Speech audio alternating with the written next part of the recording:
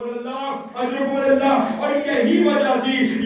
تھی کہ جب بھی امیر المومنین قنفذ کو دیکھ لیا کرتے تھے، ابن عباس کہتے ہیں جیسے ہی قنفذ کو دیکھتے تھے امیر المومنین دیوار کے اوپر سر رکھ کر رونے لگتے تھے، اور جب ابن عباس پوچھتے تھے کیا ہوا تو امیر المومنین کہتے تھے یہی وہ ہے کہ جس نے میری فاطمہ کے تازیانہ مارا تھا۔ اسی لیے جس وقت سب کا بیت المال سے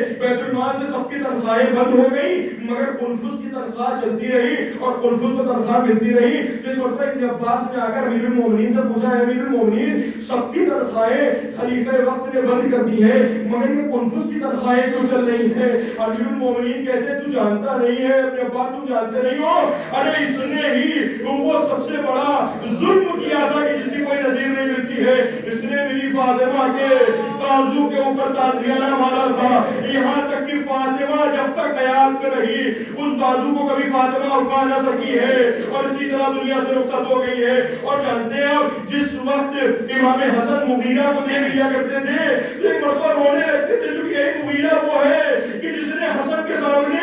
ان کی مادر گرامی کو پر تجاوز کیا تھا، اور مغیرہ کو دیکھنے کے بعد امام حسن کہتے ہیں انت الذی ضربت فاطمہ بنت رسول اللہ حتی المیتها، ارے تو ہی وہ ہے ظالم کہ جس نے میری ماں فاطمہ کے اوپر ایسا حملہ کیا، ارے کہ میری ماں فاطمہ کے رخساروں کے اوپر ارے نیل کے نشان آ گئے۔ اجرکم اللہ۔ اور اسی بات کو 40 سال تک بھی امام حسن بلا نہ سکے۔ میں کہوں اے مولا، ارے ایک تماچا کسی لعین نے آپ کی جدہ ماجدہ کے رخسار ناظرین پہ مارا تو آپ بھلا نہ سکے، آپ اپنی ماں کی پسلیاں ٹوٹی 40 سال بعد بھی یاد رکھتے رہے۔ آئیے ذرا کربلا میں کوئی سکینہ سے پوچھے، ارے ابھی 40 سال نہیں گزرے ہیں، ابھی صرف ایک پہر گزرا ہے،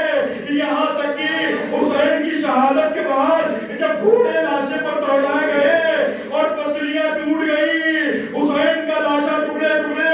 آپ سوچئے سکینہ کی مظلومیت کیا ہوگی۔ ارے لاشے پدر پہ آنے کے بعد پھوپھی اماں سے کہتی ہے یا عمتی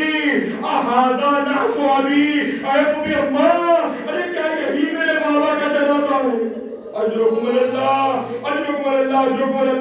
بس میں نے اپنی بات کو تمام کر دیا ہے۔ آپ دیکھیں صدیقہ طاہرہ وہ تھی کہ جن کے دروازے کے اوپر رسول اللہ سلام کرتے تھے۔ آپ تمام مصیبتیں علماء اور خطبہ سے سنیں گے، بس میں ایک منزل آپ کے سامنے پیش کر دوں۔ ہاں جب کہیں کسی کے یہاں کوئی مر جاتا ہے تو اسے تسلی و تشفی دی جاتی ہے، اسے دلاسا دیا جاتا ہے، اس کے مرنے والے کو قرآن مجید کی تلاوت کے ذریعے